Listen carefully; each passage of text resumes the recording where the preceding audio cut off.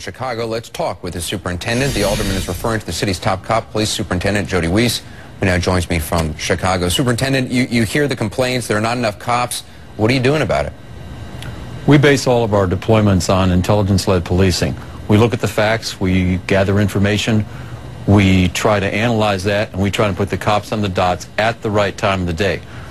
There's never going to be enough police officers to just randomly saturate a city, so we do it based upon information that we receive, based upon intelligence that we derive, and then we try to put the officers in the key spots to make sure that these kids are safe.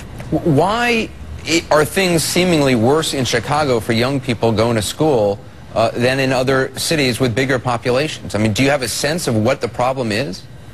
Well, I think you have to look at this recent tragedy. Here, a young boy, an honor student, a top-notch kid, he's killed by a mob of his peers who are filled with such hatred and such violence that they're willing to just snuff out his life. That's so hard to understand. Anyone watching that tape had to be horrified at the violence and just the anger in which he was struck down at the prime of his life. And I think we have to ask, how did it get like that? I think... Are you saying it's parents, it's families? No, what I'm saying is I think it's society. I think the White House hit it on the head when it's going to take community involvement. We have to attack this problem with every resource we have. I think Ron Huberman is right on target. The key to changing this attitude, keep the kids in school, they're safe in the schools, teach them conflict resolution. You know, we've got kids getting spun up over minor differences and reaching out and engaging in violence right away. They have to learn conflict resolution. I think that's critical so that they can deal with life. A number of people have complained that the first police officers arriving on the scene of this brawl, of the brawl that killed this young man on Thursday, did not intervene. How could that happen? Well, we've heard that allegation, and we've opened up an internal investigation, and we'll certainly look at that. But let me share with you what I do know. At 2:53, the first 911 call came in. At 2:55, a car was dispatched. Within a minute, that car was calling for an ambulance. That car was calling for additional units. I think what we have to ask is, why didn't the person filming this incident, this horrific incident, call 911? Well, why did this person then shop this video around to various news stations rather than turning it over to the police department?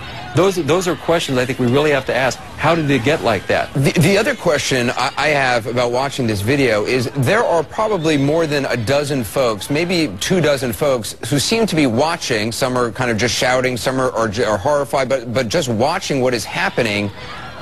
You charged 4, or the authorities have charged 4 people in this beating. You're still looking for 3 more. And there's a lot of people out there who would watch this tape and know who these kids are. But are they coming forward? I mean, have people come forward? Anderson, that is what deeply saddens me. This young man was killed. The entire city is outraged, and yet we have gotten no tips, no calls. Are you serious? Students. No one?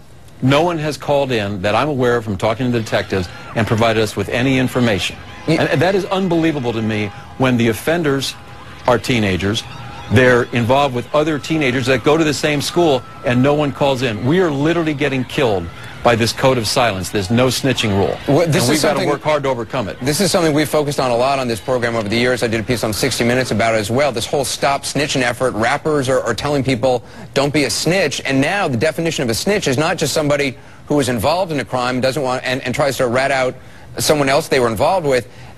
And now there's this horrible definition. Being a snitch is anybody who comes forward and talks about a crime they've seen. I mean, that's just a mentality that cannot be tolerated.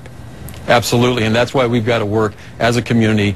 As Alderman Austin said, it needs a collaboration. We've got to get these young folks realizing that if they don't say something, it's going to be a circle of violence, and today's offenders is going to be tomorrow's victims, and it's a circle that will not end. And we've got to work together to change that. We're committed to work with that. We've got great partners with the Chicago Public Schools. We've got a collaboration with them. We're sharing information. We are committed to change this. Unfortunately, I think it might take a little more time, but we will not waver from this mission.